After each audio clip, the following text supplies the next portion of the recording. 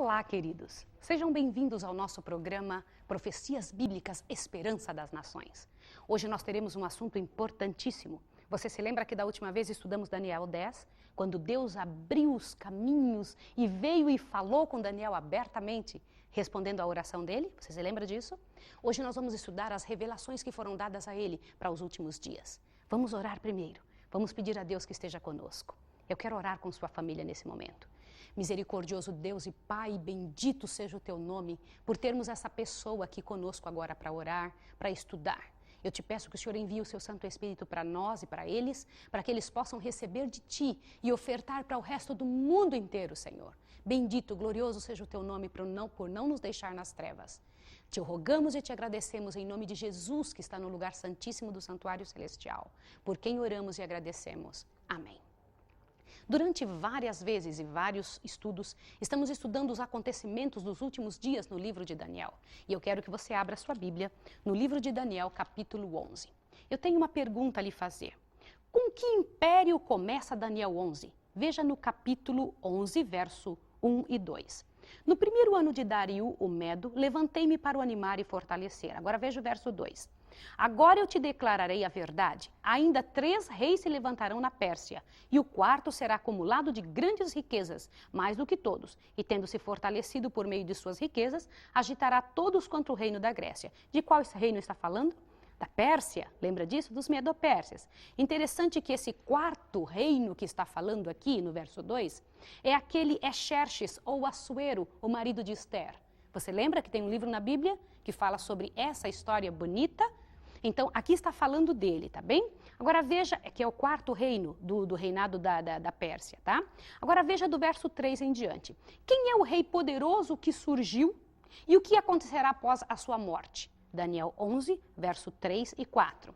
Depois se levantará um rei valente, aqui você já tem condição de saber quem é, que reinará com grande domínio e fará o que lhe aprouver.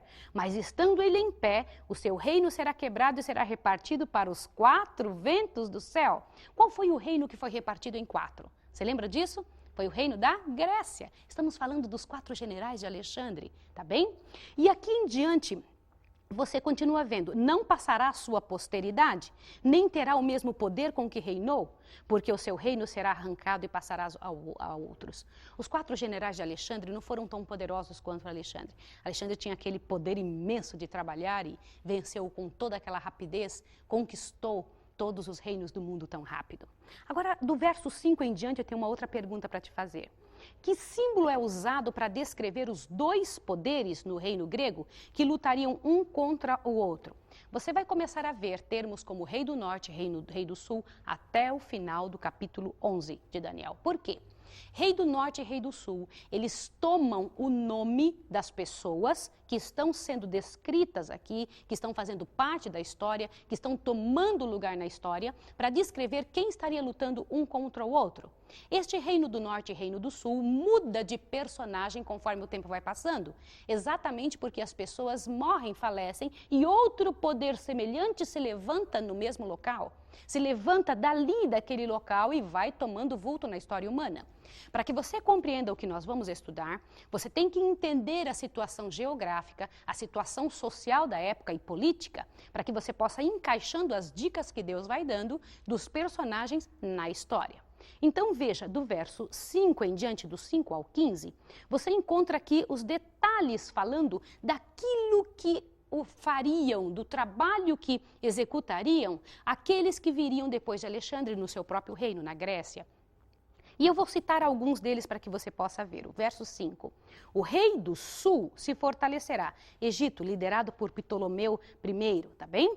E como também um dos seus príncipes, este é Seleuco Nicanor, que viveu entre 305 a 281, ele reinou durante essa época, tá bem?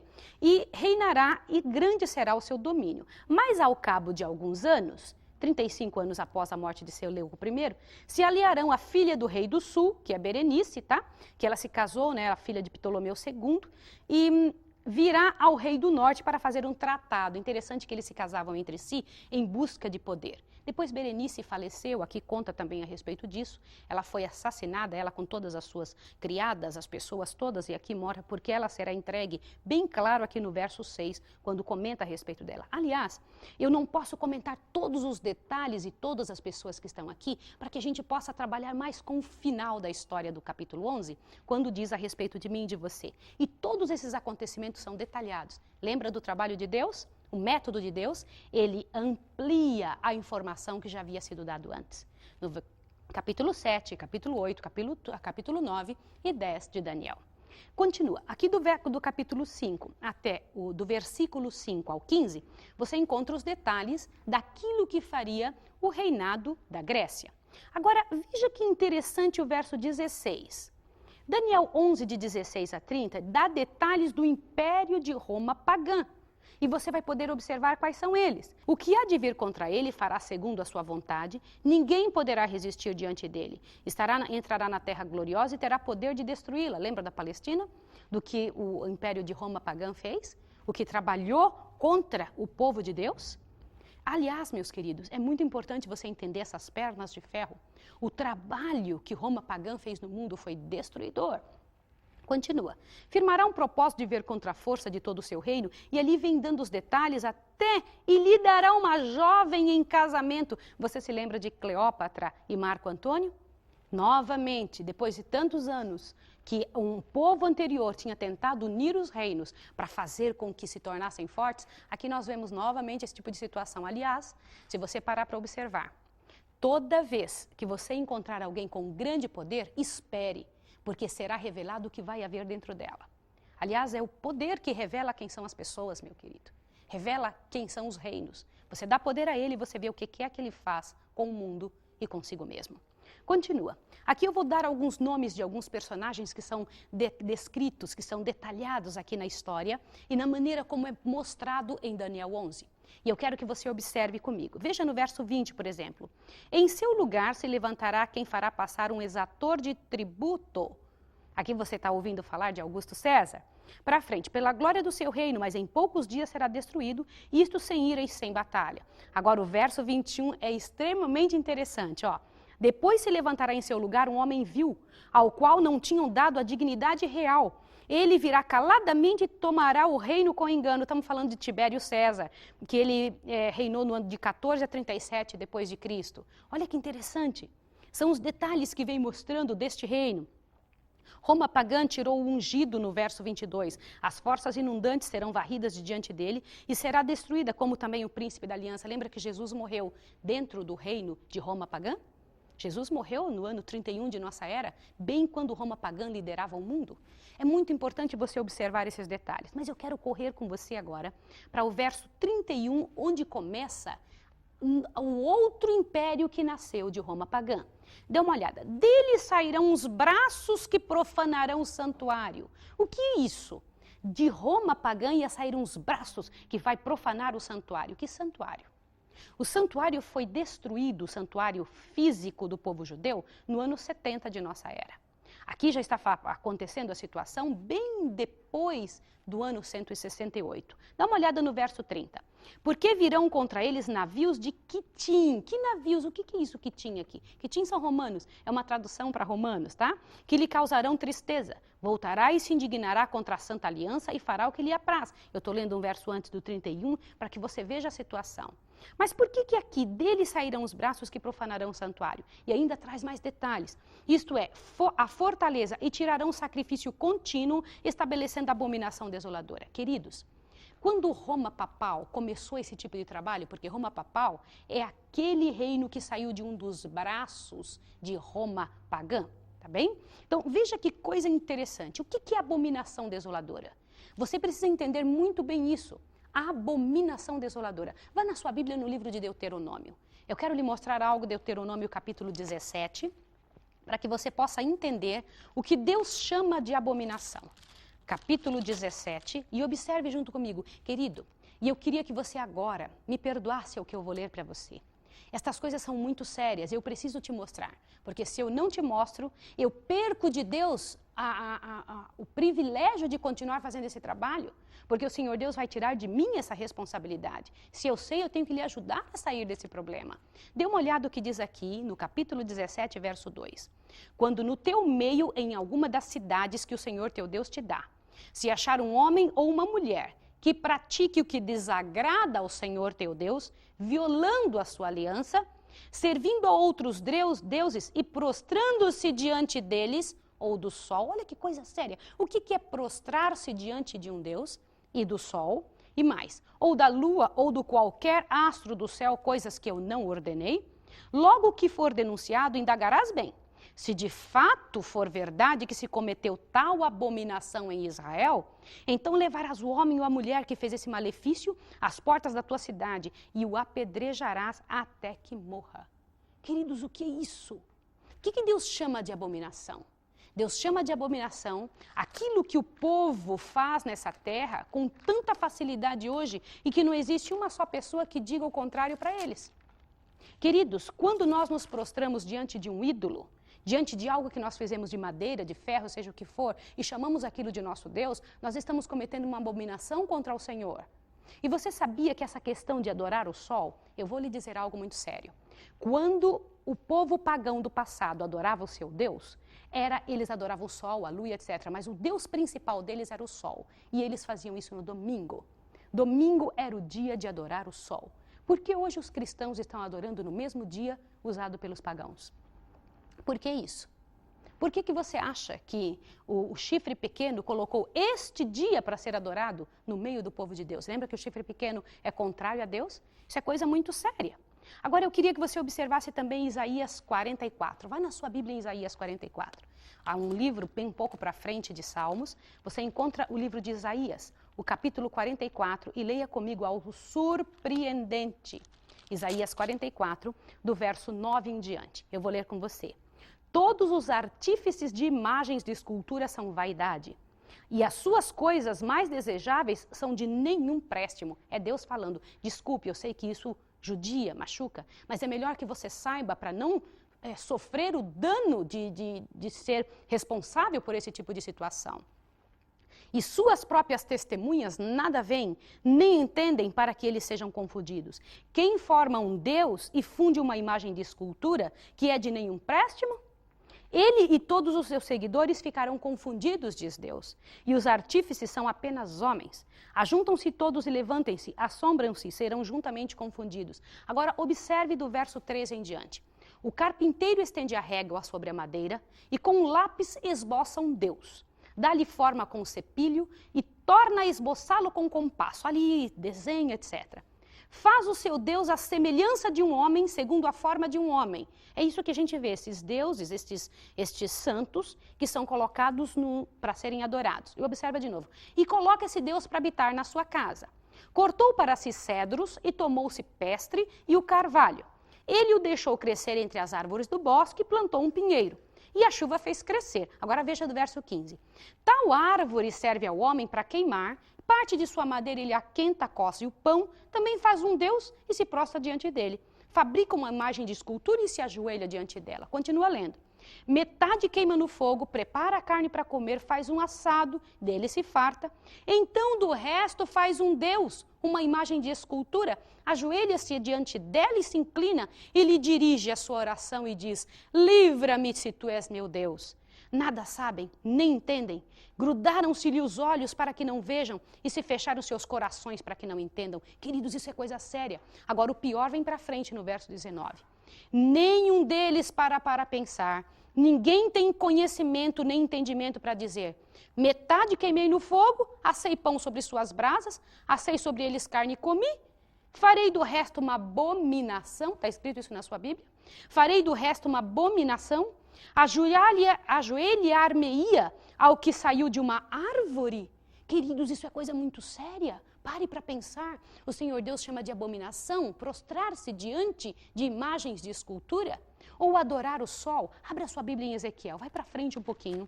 O livro de Ezequiel, capítulo 8, onde Deus claramente chama de abominação adorar como adoravam os pagãos. Dê uma olhada, capítulo 8, verso 16. Abra na sua Bíblia, eu vou ler com você.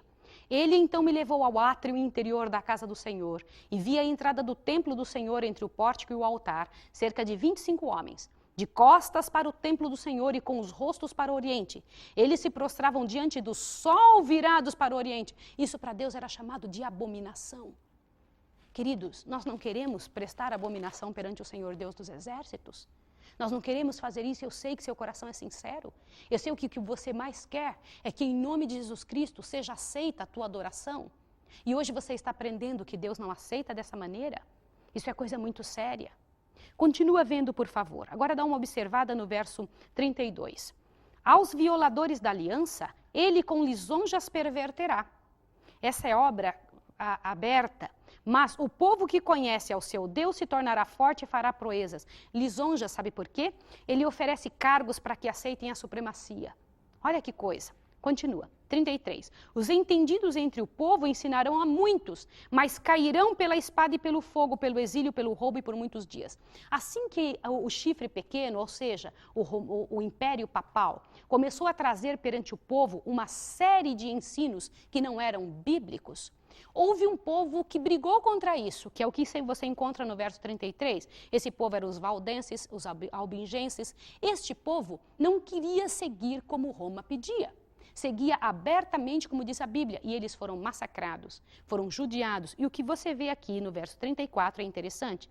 Mas caindo eles, serão ajudados com pequeno socorro. Observe bem o que é isso, este pequeno socorro, de onde vem? E muitos se ajuntarão a eles com lisonjas. O que é isso? Quem é este povo que foi perseguido por esse império papal e que de repente eles são ajudados com um pequeno socorro? Queridos, todas as pessoas que foram perseguidas lá na Europa, ali naquela região, pelo Império Romano Papal, todo este povo fugiu dali durante a Idade Média e correu para uma terra, você já sabe do que eu estou falando, não é?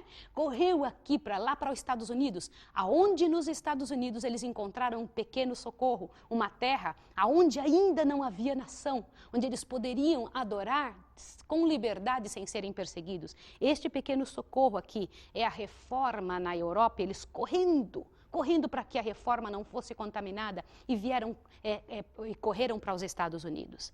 Veja o verso 35. Alguns dos entendidos cairão para serem provados e purificados e embranquecidos até o fim do tempo, porque isso será para o tempo determinado. É a perseguição que houve. Queridos, mais de 100 milhões de pessoas foram mortas. Isso é muita gente. Isso é muita gente. Muita gente.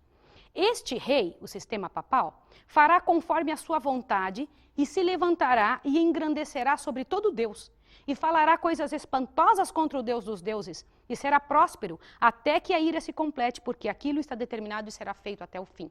Você se lembra de algo parecido com o que lemos nos versos e nos capítulos passados? Em Daniel 7, quando falamos sobre o chifre pequeno, em Daniel 8, quando é declarado que o chifre pequeno faria, que se voltaria contra tudo que é Deus, lembra disso? E colocaria abominações no lugar do Deus eterno. Eu quero comentar um detalhe com você. No ano 533, também aconteceu um negócio interessante depois de Cristo. 533 depois de Cristo. O decreto de Justiniano declarava algo muito sério. Busque na história para você ver se o que eu estou falando é real. Declarava que o Papa é infalível e pode perseguir quem pense o contrário. Agora eu quero que você preste bem atenção no que eu vou lhe dizer. E se a Bíblia disser para você que esse poder se levantará novamente? Você vai dizer, não, Maísa, hoje em dia não acontece mais essas coisas. Mas a Bíblia diz que isso acontecerá outra vez, que voltará a comandar. Eu quero lhe contar um detalhe interessante agora em pouquíssimos minutos.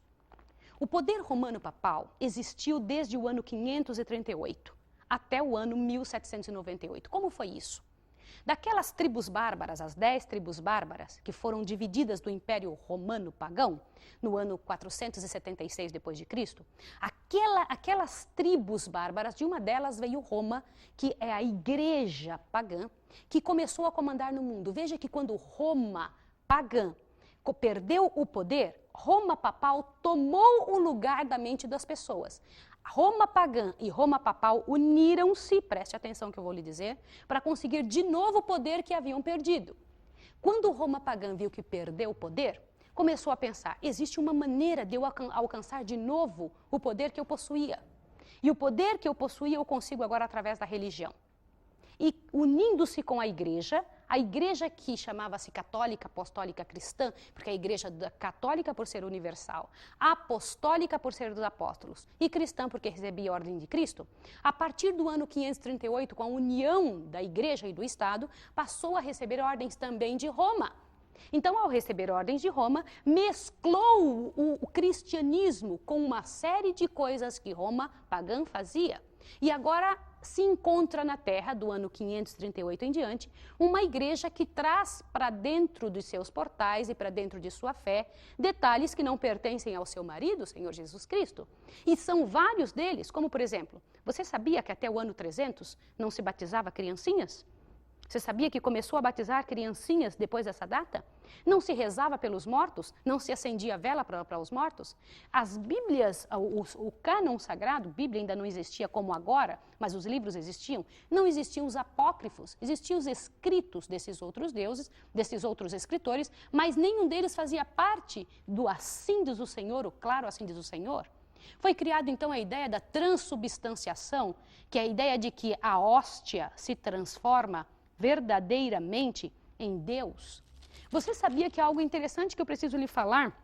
No ano 508, a hóstia, aquela em formato redondo, por que aquele pão tem que ser em formato redondo? É um símbolo do Deus Sol, queridos. Vocês precisam compreender essa verdade. E é muito interessante que na hóstia tem 3 letras impressas nela. Eu queria que você observasse isso é coisa muito séria. Tem o I, o H e o S. O que significam essas letras que estão impressas na hóstia? Desculpe, por favor, estar falando isso para você, você precisa entender essas verdades. O I significa Ísis, lua. O H, Horus, filho do sol e da lua. E o S de Sete, ou seja, sol. Preste bem atenção nisso. Por que você tem que ter inscrições pagãs em algo que é chamado de cristão? É muito sério, você precisa compreender essas verdades. Entre os pagãos, comer o Deus deles dava-lhes poder. Desse Deus, e dava poder desse Deus a todos os seus adoradores. E a Enciclopédia Católica descreve perfeitamente o que é a hóstia. Isso eu tirei, foi de lá, da Enciclopédia Católica. É importante que você observe esses detalhes para que você possa entender o que você está fazendo. Só que a igreja comandou o mundo do ano 538 e quando chegou em 1798, a França se rebelou, a Revolução Francesa se rebelou contra a igreja. E Napoleão levanta Berthier, que era um dos imperadores, um dos sucessores dele, e mandou que fosse prender o Papa nessa época. E então acabou o poderio da Igreja Católica naquela época. Mas por que hoje, de novo, você vê todo este poderio sendo levantado e todos os povos da terra indo até eles? Não mudou a maneira de crer. Por que voltaram a viver na terra, a andar na terra como religião predominante? Preste atenção nisso, é muito importante para que você possa entender. Aqui, queridos, do verso 31 a 39, você vê as atividades do papado, as claras atividades do papado. Observe agora, por favor, aqui, quando acontecerão os eventos de Daniel 11, verso 40 a 45. Quando? No fim do tempo. Eu vou ler para você esses detalhes. Olhe bem. No fim do tempo, o rei do sul, quem é o rei do sul? Presta atenção nisso. O rei do sul são todos os poderes humanos contrários ao rei do norte, ou seja, o papado. O rei do norte é o papado aqui. E o rei do norte o acometerá com carros, com cavaleiros e com muitos navios. Queridos, qual um poder claro que humano, eu não estou falando divino, que fica contra o papado? Aí você vai dizer, são vários, mas eu posso dizer um principal, o comunismo, não é? Pode lembrar disso comigo? Preste bem atenção nesses detalhes. Entrará nas terras, inundará e passará. Entrará também na terra gloriosa e muitos países serão derrubados. Mas da sua mão escaparão estes, Edom e Moabe e as primícias dos filhos de Amon. Por que Deus usa esta linguagem de povos que só existiam bem num passado remoto, bem longe, bem distante? Queridos, você tem que observar, procurar entender quem são os descendentes destes povos que estão sendo comentados aqui. Quando você vê uma profecia, procure saber, historicamente, aonde estes povos tiveram seus descendentes. Quem são eles hoje? Onde vivem? Incrível que estas pessoas, estes descritos aqui, você está ouvindo falar de blocos soviéticos, de blocos comunistas? Interessante. Por que é que são citados? Como lutando contra o rei do norte. Agora dá uma olhada. Mas os rumores do Oriente, no verso 44, e do Norte o espantarão, e sairá com grande furor para destruir e estipar a muitos. Queridos, eu vou dizer uma coisa, só existe um poder na Terra capaz de vencer uma religião mundial que trabalha contra todas as outras maneiras de trabalhar da forma correta que Deus pede. Que colocou outro no lugar do Deus eterno, que se intitula Deus nessa terra. E incrível, querido, que se você é cristão, se você é protestante de alguma maneira e está me ouvindo, eu quero lhe dizer algo muito sério agora. Se por acaso você aceita algum tipo, alguma forma de culto que não é o culto que a Bíblia diz, se por acaso você aceita que de alguma maneira o Senhor Deus eterno seja substituído na tua religião, a palavra de Deus seja substituída por algum ato humano, como por exemplo, por que você guarda o domingo se a tua Bíblia diz sábado? Por quê? Você às vezes não parou para pensar que isso é uma reminiscência, é um resto de descendência do que sobrou, uma herança da Igreja Católica. Porque quem instituiu isso foram próprios católicos. Biblicamente, como cristão, você não pode me explicar por que é que guardamos o domingo. E se você disser que é porque Jesus ressuscitou no domingo, nós já estudamos várias vezes que isso não procede biblicamente. Nós temos muitas coisas para aprender e entender. Mas o interessante é que em Daniel 12:1 você encontra um detalhe. Neste tempo se levantará Miguel, o grande príncipe, que protege os filhos do teu povo, e haverá um tempo de angústia, qual nunca houve desde que houve nação até aquele tempo. Mas neste tempo, livrar-se-á o teu povo todo aquele que se achar escrito no livro. Bendito seja o nome do Senhor. Eu quero orar com você agora. Quero pedir a Deus que te abençoe, que te ajude a estar preparado. Vamos orar neste momento? Vamos pedir ao Deus eterno que abençoe você? Vamos lá. Misericordioso Deus e Pai que estás nos céus, bendito seja o teu nome por ter nos revelado tão claramente detalhes tão específicos sobre os reinos dessa terra. Senhor, nós mesmos, pessoalmente, não estamos preparados contra as atitudes e as artimanhas do inimigo quando usam seres humanos para trazer dificuldades para essa terra. Mas contigo tudo é possível. Contigo poderemos, Pai Santo. Contigo todas as vitórias são possíveis. E eu te peço em nome de Jesus que nos ajude a permanecer em pé, adorando da maneira certa, da maneira correta como tu queres. Em nome do Senhor Jesus, o que está no lugar santíssimo do santuário celestial, oramos e agradecemos. Amém. Que Deus abençoe você e até o próximo estudo.